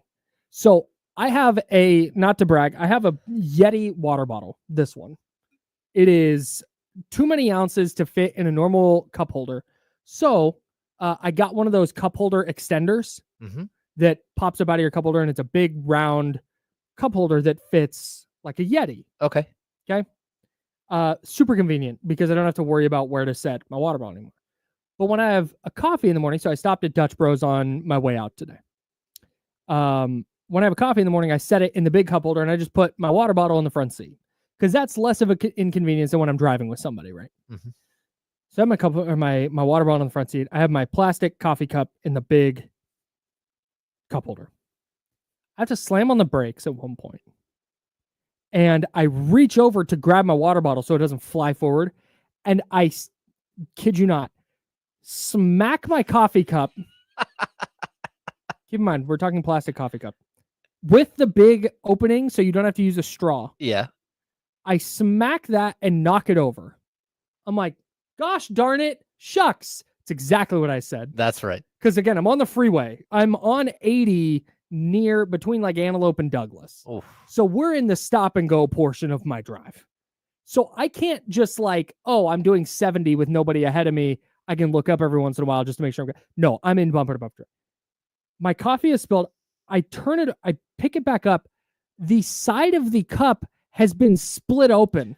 Oh. And coffee is gushing out the side of the cup. In your new car. In my brand new car that I have gotten Quick Quack Car Wash salute. I'm a member, bro. I go like twice a week to keep my car clean. I keep it smelling nice in there. So now I have to turn my coffee cup like sideways so it no longer gushes out. I finally get to work. And I wasn't far enough away that I could just pull over early because I was too close as I get to. Yep. I got to go. So I'm watching the coffee that's in my front seat evaporating into the seat. Oh. Just soaking in. I'm watching this big puddle become smaller and smaller. Just brutal. I get to work. I throw the coffee cup out. I get my big coffee container out. Well, first of all, I have to stick a bunch of napkins in there to get the coffee out of there. And then I take it out. My 2 cup holders are full of coffee. I did not realize I ordered a 97-ounce coffee that comes in a 24-ounce cup. It was so much coffee. So I'm like, so now this is a $7 coffee. I still operate at times under the college student mindset. Uh-oh. Oh, no. Oh, I know where this is going. Did you put a straw on that thing? I thought about it. Is it waiting for you when you get back? It might be. Are you gonna? I dropped a couple ice cubes in there. We're Yeah. gonna see how it goes. You got a coffee for the drive home? No, I seriously, because I have extra straws. I pondered it for a second. I was like, what if? Nah, it's gross. That's gross. That's gross. A Don't do true that. Don't do college that. student, you would have attached like 3 straws so you could still drink out of the cup Exact- holder while you drive. 1,000%. Well, you said you get your car cleaned twice a week. It's for that reason, is it not? I guess oh my so. gosh. It's nice and clean in there. That's spectacular. It's not college where you're taking a credit card and scooping spilled beer off a desk into a solo cup to drink. Which I've done. No shame. But No yeah, I shame. ended up I got it. I think I got everything out. I think I got everything. So fingers crossed now that my car doesn't stink to high heaven. I don't get dairy creamer, which I'm hoping helps me. Yeah. And I don't get sugared flavoring, which I'm hoping helps me in my quest to keep my car from stinking like ass. Okay. We'll see how it goes. I'm really sorry this happened to you. We'll see. It's all good. Very minor inconvenience in the list of things that can happen in life. But man, what a pain. What a way to start the day. I did have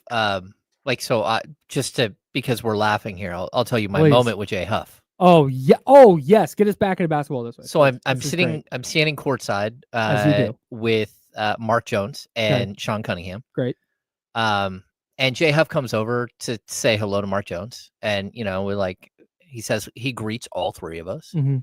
and Mark asked him about like his nickname, and Jay's like, well, I've kind of heard like Hufflepuff because of Nice, dude. his last name and his beard, Right. and I'm standing a there with Hufflepuff? him. Sorry, keep going. Maybe he seems like he'd probably be a Hufflepuff, Okay. right? And then I'm like, well, I just threw it out there. I call you the Big Amish. He looks at me. He's like, huh. I'm like, the beard? He's like, oh, I get it. So we should call Basketball Reference, call him the Big Amish. I got it. We'll do that. We were looking for one. Yeah, That's I'll it. hit There up. we I'll hit go. up. I'll hit up my guy. That's right. I'll hit up So my guy and let him know. Hey, we got Every- a nickname for you. every time I see Jay Huff, I just think, man, I bet you he can make some wooden furniture. Just like, It looks like it. yeah, Like he's definitely made a desk in his day. I think so. He's whittled things. Shout out to Jay Huff. Real quick before we forget our second keyword for the day. Mhm. This feels appropriate given what we're talking about. Our second keyword, and again, this is at the Jiffy Lube contest page at ESPN1320.com. You can't miss it. It's front and center. You go enter this keyword, you get a chance to win a $50 Jiffy Lube gift certificate and an exclusive Insiders hoodie that you can only get through this giveaway. A lot of Kings games this week. A lot of chances to enter to win. We'll Mhm. pick a winner on Friday. The second word is whelp. WELP. Well, it was for the Kings yesterday, but now it's for James dishing out nicknames to people to their face, and for me being unable to not spill a coffee. That's right. Welp. Thank you, WLP. Brian Cavett, for actually putting that in the post earlier. So. Oh, nice. Yeah. Oh, yeah. Welp. WELP. WELP. For your chance to win a $50 Jiffy Lube gift certificate and an exclusive Insiders hoodie that you can only get with our giveaway. All right, here's my epiphany from last night. This is the Insiders. We're sponsored by Jiffy Lube. Joe Brazil's over there. That's James Ham. I'm Kyle Madsen. I have learned everything I need to learn about the Kings. There's nothing, and this is what we were talking about at the top of the show. Like, you want to see them win, and there's a big time win last night. You had to get that one. Because if you don't get that game last night, you have a real chance to spiral into like missing the play-in entirely territory. Mm-hmm. That was on the table. I don't think that's on the table now because you went out and took care of business against Memphis and you gave additional proof positive that this group of players can work. But there's nothing they're going to necessarily do in the regular season. I think at least nothing realistic that is going to change my mind about this year. Anything that's going to make me go, maybe this group of players does work, or, maybe the front office should stick around, or, Doug Christie has to be the head coach. All of that is dependent entirely on what happens in mid-April and beyond. Unless they win out, I don't think they're going to. I think we are on a trajectory where anything that happens in the regular season is gravy. It's more fun when they win. But the vibes won't matter if they're the 7 seed and they lose 2 playing games, you know? Yeah. Well, I mean, I think we all look at this team and think, well, they're probably just locked into the 9. It feels that way. There's a possibility. Again, they're only 3 games back in the loss column of the 7-8, and they're only 4 games back in the loss column of the 6. Mm-hmm. But it just doesn't feel like this team. I think last night could change your mind, right? And if you want to get roped into like, well, did they find themselves again? And I don't know how. Like, I refuse. Yeah, I'm with you. Like we do analogies all the time, Mm-hmm. and the Kings right now, they kind of, to me, you remember when we had the fun day at the gym, the Odyssey day where we all went and everyone broke their fingers. I was gonna say fun day for some of us. Yeah. Some days for some of us, but we had the puzzle building challenge, right? Yep. And like when we went to do the puzzle building challenge, like everyone started to build a puzzle like you normally build a puzzle. Like, right, you find your corners, you find your edges. Mm-hmm. And that's not what I did. I grabbed every single red piece that I could see and I built a 98 Rock emblem logo. And so we got done with way more of the puzzle. I feel like that's the Kings. They don't have their edge pieces. They don't have their corner pieces.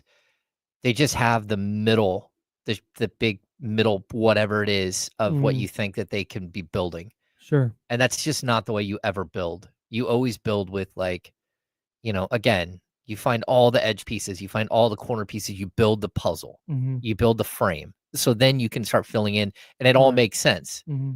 That's where they're at. They don't make sense. They've got just like, they don't have any of the, what you would standard think is your cornerstones of the franchise. I still think that Domantas Sabonis is your cornerstone of the franchise. Sure. But then you brought in a bunch of players that don't play with him right, that don't like complement him. Right. And so you're sitting there wondering, like, what are you doing? Like, Malik Monk still compliments Domantas Sabonis. Keegan Murray still compliments Domantas Sabonis. I think Zach LaVine can. But, like, there are other pieces here that just don't fit. And so you're caught with this, like, weird build that feels off. And you're also, you got a head coach who has done a really good job of actually stringing wins together, regardless of what just happened, the 4-game losing streak. He's still well over 500. And he's taken over a nightmare of a team. And for one of the first times ever that we've talked to Doug, he brought that up last night that, like, he's like, I've coached like 3 or 4 different teams at this point. And it's so difficult to reset again and again and again and try to get back to basics. When it's like, didn't we just do this? It's like, yeah, you just did that. But that was 25 games ago. And now you have 4 different players. You got to reboot again and again and again until they get it. And then you can start to build. And I thought last night was the first time we saw like a true reboot for this team. And then, of course, Sabonis goes down. And again, it's just now you're trying to put together a puzzle and you're missing the biggest piece. Yeah. Like, it doesn't matter if you get the whole thing done, you're still going to be missing a piece until Sabonis is back. Yeah, man. And I just don't, I'm just not going to get roped in by a nice win over the Grizzlies. It was, again, game you needed to have, thumbs up. But we thought, let's see, they won those 4 in a row: Charlotte, Utah, Houston, Dallas. Some good wins in there. And then, oh man, you lost that game to Denver, but man, it was close. You let it slip away. You felt like you could have had that one. Back on track against the Spurs. Nice, got to win.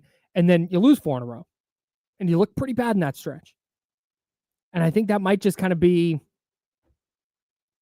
this team. We're going to see them look pretty good sometimes.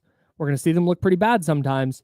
And this season is going to hinge entirely on, hey, can the stretch of a week or 2 when they look pretty good, can that be when they play a play-in game or 2? Maybe. And then can they string together 4 out of 7 playoff games against Oklahoma City or the number 2 seed? Yeah. And it's all going to come down to that. And I still, again, I don't want to zoom out too far. I still have questions because of the puzzle analogy you just laid out. Like, there's going to be question marks about this team going into the offseason no matter what. But I just, like, last night against Memphis, it was cool. Like, this is fun to see. I don't have any reason to give the Kings the benefit of the doubt that they're going to look like that more nights than not through April 13th. No, it's true. I mean, it feels more like a one-off than, oh, they figure something out. Like, nah, they hit some threes. And the other team didn't. And they played some good defense. Like, Jake LaRavia had a couple of nice moments. Keon Ellis had a couple of nice moments. I thought Devin Carter gave you some really good minutes last night. Yeah, 4 steals. And it's just, okay, is that reliable? Is that sustainable? Nothing through 67 games makes me think so. No, I'm with you, Kyle. Like, it's very difficult to see like the path. And what you're hoping is that, again, like revenge games, can revenge games carry you through? You got another one coming up against the Bulls. You've got all these little things that like might motivate you in a different way. But at the end of the day, like, this team feels like when your glue guys last night had huge games, like, that's what happened. Your glue guys were able to cover enough of what's wrong with the rotation. Like LaRavia, Ellis, Devin Carter, they were able to string something together enough to hold you together enough for you to hold on and beat a team. And, I'd even throw in Jonas Valanciunas coming in and just being like really, really strong. Yep. But that's why you won. You won because it was the best team effort that we've seen all season. Yeah. Like, straight up, just like, you got 3 guys to score 20, but everybody who stepped on the floor. I mean, Trey Lyles played a handful of, he had 9 rebounds and he got in a screaming match on the sidelines with DeMar DeRozan. And like, there was a bunch of stuff going on last night, but the intensity of the team was what was right. Yeah. It's like, great. Love that. Yeah. Can you carry it over to Wednesday night against Cleveland? Best team in the sport. Can you give them a run? Can you continue that against the Bulls the next night? Or maybe you feel the urgency go down a little bit? Yeah. I don't know. It's a good win, though, undoubtedly. And I think that if you need an example of what you and I have been talking about with the need for those glue guys, the guys who do all the like little things on the margins, that was it last night. Yeah, that was it. On a game in, game out basis, if you had like 2 more guys that just did those things where you expand the margin for error, where you don't need Devin Carter, you don't need Jake LaRavia, it can be somebody else. That's where I think you start cooking with gas. But we'll keep following it. Hopefully they start stringing a bunch of wins together. That would certainly be more fun than talking about a team trying to finish 500. That's James. I'm Kyle. He's Joe Brazil. The handoff, one of D-Lo or Casey. I think it's D-Lo's day today, but I'm not totally sure. One of them will be in next, right here on the Insider, sponsored by Jiffy Lube. It's ESPN 1320, Sacramento Sports Center. Yeah,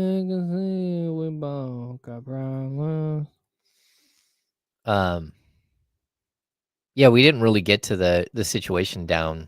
Like Trey Lyles heated. I did not even see that. He was heated for a while. Like it felt like what it really felt like? It felt like an accountability moment. He got very upset when DeRozan had the really egregious turnover where he totally forced it, went to the basket, turned the ball over, didn't even get near the basket. And it came on the heels when he had been the heels of when he had been blocked once or twice, trying to again go to the basket.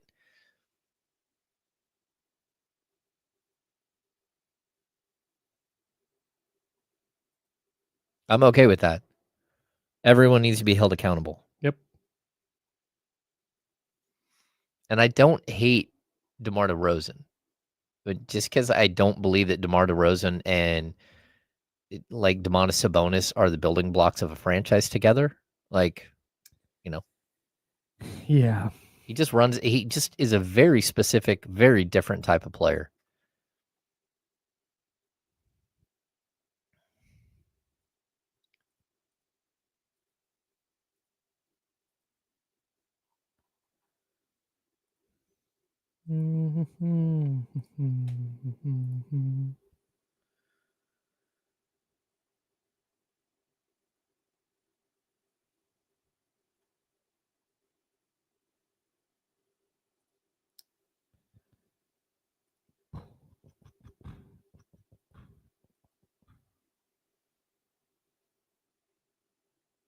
Nothing yet, Jay.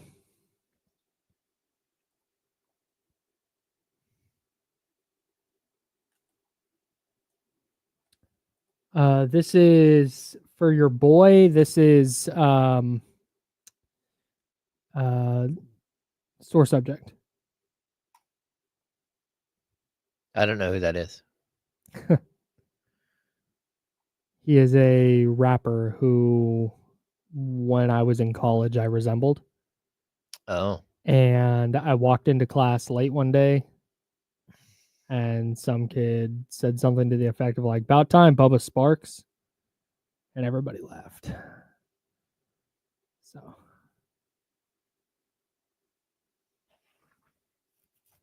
hey, it's Damian Barling. Hi guys. Damian Barling of D-Lo and KC. We're not on right now. We still have 2 minutes. That hoodie's so sick. 2 minutes. Yeah, we're a little quiet.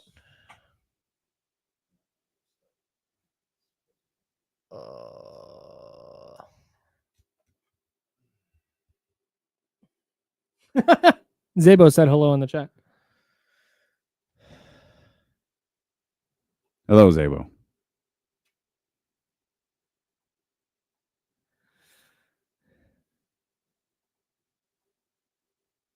Yeah, no, this is not. I'm not hating on the person who said that. It was a bar for sure.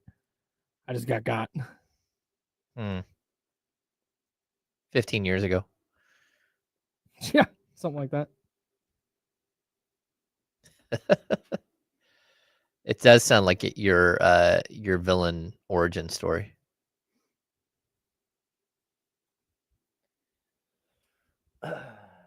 If one more person sends me an invite to their bracket challenge, You have to fill out the one for work, though. The work one I'll do. Like, that's easy. Dame, you got to fill one out, too.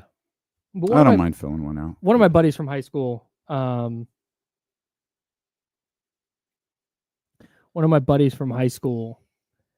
hits me up to do like fantasy football every now and then and stuff. And he texts me his bracket challenge. And I was like, all right, I'll jump in.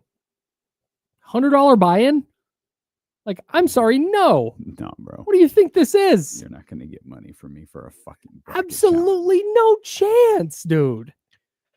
I'm okay with like a $20 buy-in. Thumbs down.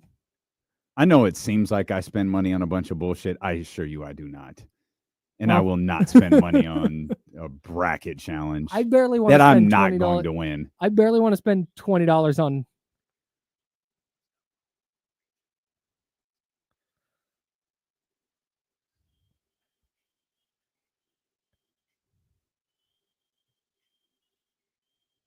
Now, back to the Insiders with James Ham and Kyle Madsen, brought to you by Jiffy Lube on ESPN 1320. I will barely spend $20 on fantasy football, and that's a thing that I feel like I know something about. Mm-hmm. You want me to pay to do a bracket? No, absolutely not. No, I will not pay to do a bracket. I will not pay to do. I do Prize Picks because Prize Picks pays me. Sure. Sorry, Shout I out to forgot. Underdog We as have well. conflicting. That's fine. I completely forgot. That's fine. Hit the We do- dump button.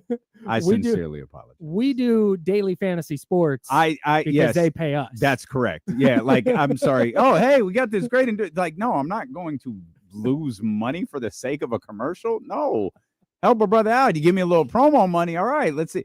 I have stretched that promo money as far as a human being could possibly stretch it.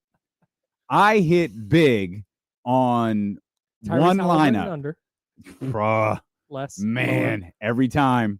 But I hit big on a lineup that I'm still eating off of. I haven't spent a penny of my own Man, winnings. that's awesome. Mm. That's the only way I do it. Like I'm not. I love going to Las Vegas. I do not gamble in Las Vegas. Really? I go to eat and I go to shows. I do not gamble. If I do, I set a limit. Like I might gamble twice, and I'm gonna maybe my cap is like $200, but usually more like I'll like if I know I'm gonna gamble twice, I'll just gamble with 100 twice. I'll spend $700 on a concert ticket and be as happy as can be. I'll lose $20 at the blackjack table and be pissed. Because that competitiveness kicks in. No, it also feels stupid. Ah, It was like, why did I for what? Like, Yeah. what was I trying to prove by sitting at this table with a trained professional and losing in 30 seconds?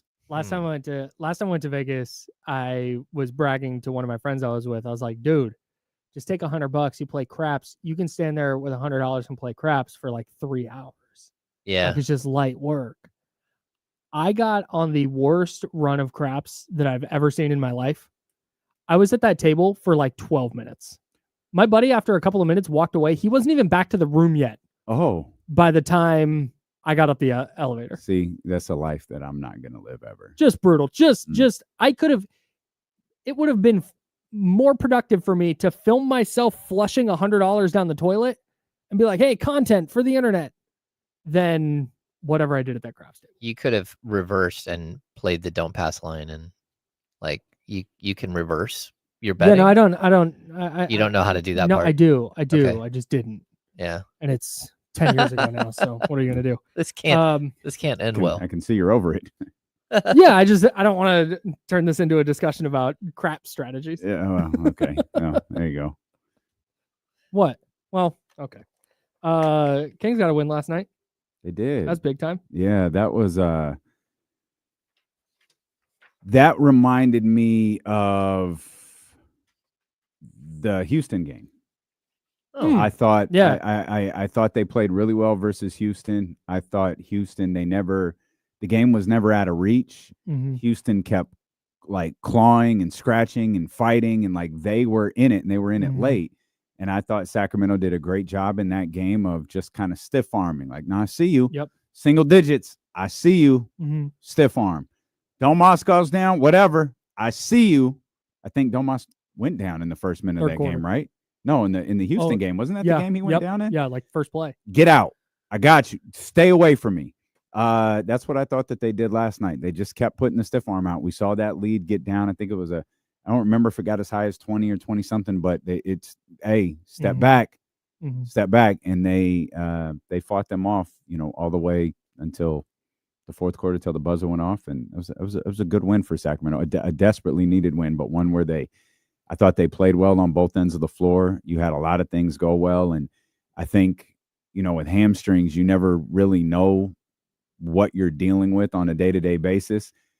But we saw Domas's ankle turn in a direction it wasn't going to turn. I think they're pretty comfortable knowing they're not going to play with him tomorrow. They're not going to play with. I can't imagine that they have any thoughts of him playing, maybe even the rest of the homestand. Certainly not anytime soon. Mhm. So you start to adjust your strategy and say, okay, we've done this before. We just did this. Mhm. We're going to have to do it again. And I've got full faith in Valanciunas. And if this team can put together just a couple of if they can put together just a couple of the pieces that went right for them yesterday, they can compete in every game that this homestand presents.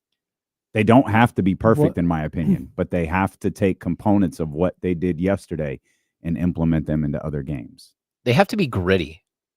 That's what I saw last night was, the Laravia, Devin Carter, who was the other that came in and played really well?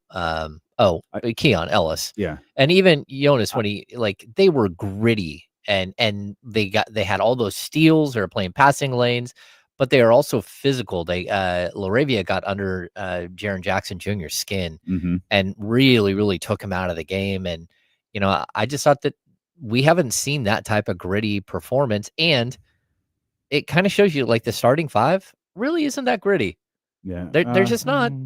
That second unit is pretty gritty. That could change with Valanciunas in the starting lineup. Oh, yeah. Because when I evaluated the bench, I thought the group played really well. I actually took Valanciunas out of the equation because once you got to the third quarter, he was essentially a starter, right? Well, that and Domas missed so much time in the first half of the cut. He was right. So he was essentially, he was stepping in there as one of the main guys. So maybe he can bring that grittiness that you're talking about from that second unit into the starting lineup, knowing that they're probably going to have to lean on him pretty heavy moving forward. Yeah, and Trey Lyles was the other guy. Trey Lyles played really well. He had 9 rebounds. He was super gritty. All of them just played a different style. And I think we keep looking at, you need this defense, you need that.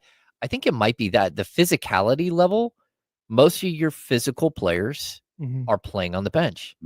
And so you need to maybe mix that up as much as you need to mix who scores and who doesn't. Just the pure physicality. I mean, I don't know. It's difficult. And I guess this kind of goes back to what I was saying, because I was saying, I don't think I'm going to learn anything new about the Kings in the regular season. Because you just mentioned the Houston game. That's almost exact. The same type of game. And I'm not going to be suckered into hey, this is who they are now, because I don't think you can count on Devin Carter to give you 10 really good minutes every night. I don't think you can count on Jake Laravia to be as good as he was last night every night. You haven't been able to count on Trey Lyles to be that good every night. And when you get that, it's great. And maybe you win a couple play-in games, or you win a play-in game because of that. But it doesn't move the needle that much for me. I don't see enough of the things you were talking about, that they did different last night. I don't think necessarily all of those are sustainable moving forward. Well, but I also don't think just trying to catch lightning in a bottle. Sure. I just don't think we have to do that. I don't think we have to. Jesse said this yesterday, and I think it was spot on. We are, as Sacramento Kings, media, fans, whatever, we are the epitome of day-to-day right now. Everything should be evaluated on a one-day period. And we're evaluating the Sacramento Kings versus the Memphis Grizzlies last night. I thought it was fantastic. I'm done trying to, they all talked about fixing things on the fly. Everyone who spoke yesterday, I think it was Levine, Malik, and I think, and of course it was Doug. They all talked about, we're fixing it on the fly. Doug's an airplane analogy. We're fixing the plane while we're trying to get to the destination. It's that's fine. We can't evaluate this team that way anymore. You evaluate them as, okay, Memphis versus Sacramento. That was great. All right. What's tomorrow? All right. It's Cleveland. Okay. When Cleveland and Sacramento play, I'm looking at Cleveland versus Sacramento. When that game is over, it'll be Sacramento versus Chicago. It'll be Sacramento. I think trying to lay out what this team looks like overall, I think we're past that. We can't. There's nothing I think there. That's what I'm trying to say. Yeah, then don't torture yourself. You can't do it. Oh, I'm not. I'm very comfortable where I'm at. Well, if my favorite team was contenders too, and I was finally willing to admit it, I'd feel that way too. Did you see that trash last night? Hey, my God. Yeah, well, who got him? Oh my God. Who got him? Wow, Who got him? Aaron Who Gordon. got him? Or Russ. Oh yeah, Russ. Russ was really good last night. Russ had a night last night. Was it Peyton Watson? No, it wasn't Peyton Watson. Russ was awesome last night. Aaron Gordon had 34 or 38. That's crazy. Really? But I just think the idea of, hey, let's look to see what they could do tonight. I think that's the expecting them to carry over the defense, expecting them to carry over the Mhm. 3-point shooting, expecting them to carry over the aggressiveness, or even Malik acknowledged, yeah, we came out with a lot of energy. Mhm. He almost like, I don't know that I expected that. It's like, Good. and my first thought was like, oh, okay. I don't know. I don't think that's what he meant. I think he Sure. meant like we were on like Yeah. 15. Yeah. I thought we'd come out on 10. We were on 15. Yeah. That's how I took that remark, but it did catch my attention where it was like, oh, okay. But maybe, I mean, if you just needed a vibe setter, Yeah. you're big on vibes. A vibe setter heading into the 7-game homestand, man. That's a good one. And That's one. now we'll see what they could do against Sure. Cleveland tomorrow. More of that on D'Lo and Casey. Yeah. Trista Tuesday. Trista Tuesday. She's got meetings today, but she's going to be with us. Jason Jones will be with us as well. There's a ton to talk about. We're pretty excited. Can't wait. D'Lo and KC taking it up to 4:00, where we got first 4 from Dayton, St. Francis, Alabama State at 4:00. Records out the window when those two teams match up. Can't wait for that, but can't wait for D'Lo and KC. Coming up next, that's James Ham and Joe Brazil. I'm Kyle Madsen. We're sponsored by Jiffy Lube, and we're the Insiders. Back with you tomorrow at 10 a.m. right here on ESPN 1320, Sacramento Sports Leader. Until then, drink water, be nice to people. Bye, adios.